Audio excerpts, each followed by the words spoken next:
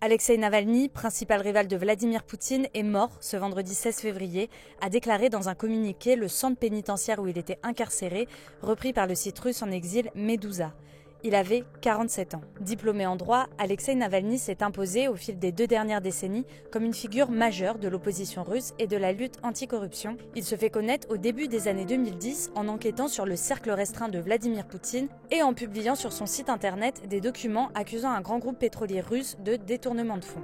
En 2012, il participe aux manifestations en Russie qui accusent Vladimir Poutine de fraude électorale après les résultats des élections législatives. Il sera arrêté et condamné à 15 jours de prison pour désobéissance aux forces de l'ordre. Il se lance alors en politique l'année suivante en se portant candidat aux élections municipales de Moscou.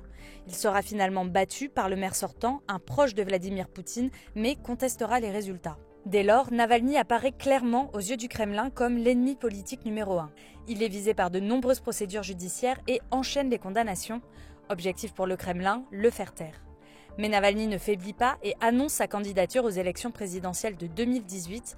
Il sera finalement déclaré inéligible en raison d'une énième condamnation. À défaut d'être élu, le militant rassemble les foules et multiplie les appels à manifester. Mais en 2020, sa vie bascule. Alexeï Navalny tombe dans le coma après avoir été empoisonné. Il finira par être transféré en Allemagne où il sera soigné. Mais à peine rétabli, il décide de retourner en Russie où il est arrêté dès son arrivée. Alexeï Navalny est finalement condamné à 19 ans de prison pour avoir créé un fonds anticorruption considéré comme une organisation extrémiste par Moscou. Depuis sa cellule, il continue son militantisme et appelle les Russes à faire barrage au parti de Vladimir Poutine. Le Parlement européen lui décerne en 2021 le prix Sakharov qui récompense les actions en faveur des droits de l'homme et des libertés fondamentales. En décembre dernier, Alexeï Navalny avait été transféré dans une colonie pénitentiaire située dans l'extrême nord de la Russie. Selon ses proches, il semblait encore en bonne santé en début de semaine.